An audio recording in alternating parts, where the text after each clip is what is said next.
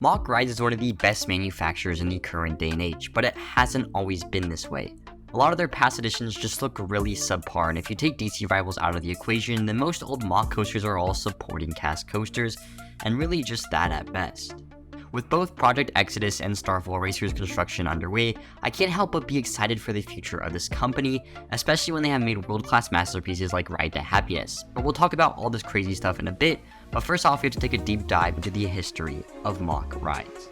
Now, Mack Rides started 250 years ago in the year 1780. This is absolutely mind-blowing to me. Of course they weren't making coasters, but they're definitely one of the oldest coaster manufacturers out there.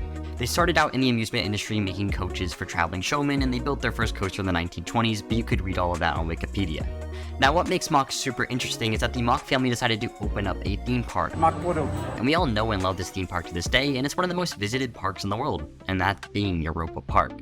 Now, Europa-Park has a lot of Mack coasters because it's run by the Mack family, but it's also not just Mack coasters. They run this park like a theme park and make everyday decisions based on what is good for the park, which is really cool to see from an enthusiast perspective. So besides theme parks, Mack started out mainly making powered coasters. These are obviously not world-class elite rides, but every company has to start somewhere. Their powered coasters are still their most built model today, and there are projects being built every year or two. Early Mack also created Wild Mouses, and a lot of them. You even have a wooden one, which is quite strange to say the least. Anyways, Mack started to make a big splash with their spinning and water coasters. You see what I did there? Okay, that was not funny. Anyways, you have coasters like Euromir and Journey to Atlantis that became classics in the amusement world, and then Mack made an even bigger splash when building their super extreme models. So with that, let's go through Mack's catalog and see what they have to offer. Looking past all the small models that don't have much value besides history, we have the water coaster. Mack has kind of become the go-to manufacturer for any water coaster you want to build. I think they're pretty solid rides, not amazing, but by no means bad. Of course, the huge gimmick is a coaster interacting with water, but in my eyes it still feels more like a glorified boat ride than a roller coaster. This is why this model always feels like a supporting cast ride, no matter how good you make it. And to make this even truer, the Mack Power Splashes just seem so incredibly mid to me, and it literally is just a supporting cast coaster. The other point was spinning coasters. Now, Mack has perfected the family spinner model. We will talk about their extreme coaster in a second, but the family spinners are absolutely insane, at least from my experience.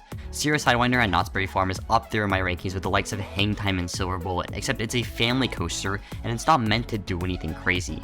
The spinning is so disorienting, and the layout is actually super forceful. Sierra Sidewinder makes you steer straight at the ground while hitting a tight helix and giving you a good dose of positive G's. It's literally perfect. I can't say that it's the same across the entire model, but I can definitely see where the success of the extreme coaster comes from. Next up, we need to talk about launch coasters, because this is where Mack took off. Bluefire Mega Coasters, while launched into the proportion it is in today. They went from small power coasters and a few Wild Mouses to a crazy powerhouse that they are today. It all started with Bluefire Mega Coaster, and this coaster basically summarizes what Mack did with their launch coasters. They were pretty good layouts on paper, with weak launches and okay inversions. I mean, at the time, Bluefire Mega Coaster was pretty revolutionary and a super solid coaster, but has been put to shame by the Intamin Blitz. The all-around complaint with Mack launch coasters is how weak the launches are, and it showed throughout every edition. Copperhead Strike, a relatively recent launch coaster, still has a launch that is utterly forceless. However, Mack has the capabilities to make punchy launches. Manta, a family coaster at my home park, has a really decent kick in the launch, especially for it being a Mack coaster.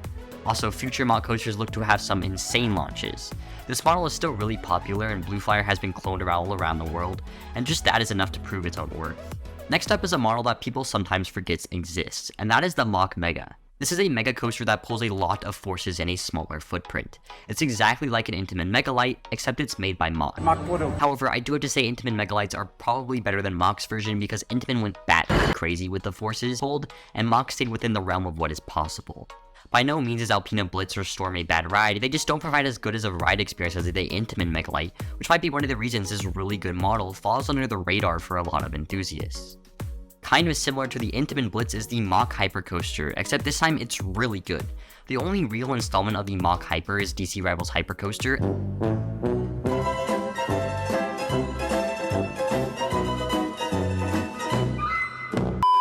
And some people refer to this as the best traditional hypercoaster in the world. And I used to be on this hype train, but after watching some enthusiasts go down there and ride it, I just didn't see them being blown out of the water. I really think it's just the Australians coping with their lack of standout rides. Now, that may be a bit too harsh, but DC Rivals is an amazing and elite coaster, but it's nothing like Fury 325 or Steel Vengeance. Mack is building another hyper coaster next year, we all know it, Project Exodus, but we will talk about that in a hot second when we talk about the future of this company. The last model that we are going to talk about is by far what makes Mack one of the best manufacturers, and that is their extreme spinning coaster. Ride to Happiness consistently gets referred to as the best coaster in the world because it takes a good layout, airtime, positive G's, and all this crazy stuff, and adds a free spinning train on top of it. It's crazy. Now, Time Traveler is also very good, but Ride to Happiness is on a completely different level. When making this coaster, Mack said that they thought this would be too much, and then when it opened, they changed their mind and said they could do much more with this model. And trust me, they can. The Extreme Spinner model is one of the best models out there right now, competing with RMC iBox, Intamin Blitz, and the 4-dimensional coasters. I don't think we will come close to something as perfect as the Extreme Spinner in a long time, but hey, maybe the Axis for the T-Rex will be somewhat good. Here's a quick general comment about Mack before we talk about their incredibly bright future. I absolutely love Mack restraints. They're some of my favorite restraints out there, and honestly, I don't know what comes close to them. All their models, their hyper, their spinner, their launch coasters, use these over-the-shoulder lap bars that are just so good. They are extremely comfortable and do what a restraint should do while keeping a very vulnerable and open ride experience.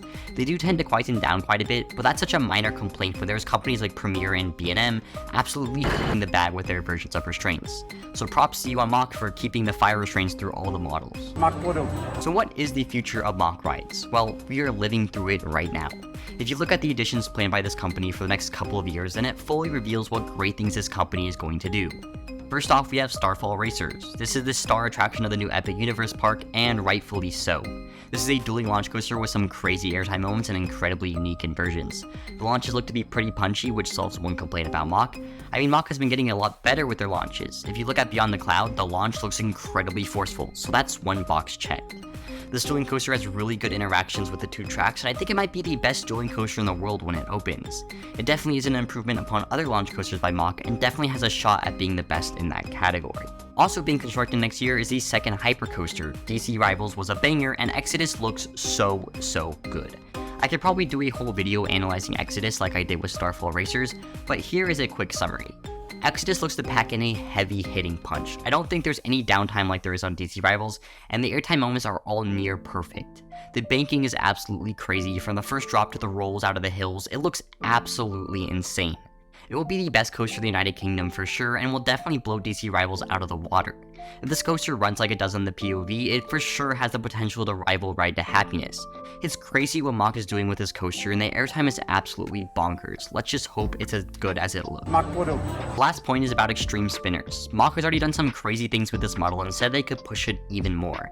There are a couple of rumored additions, with one basically being confirmed at Holiday Park for 2025. It's crazy how much traction Mack is getting, and the potential that they have is near limitless.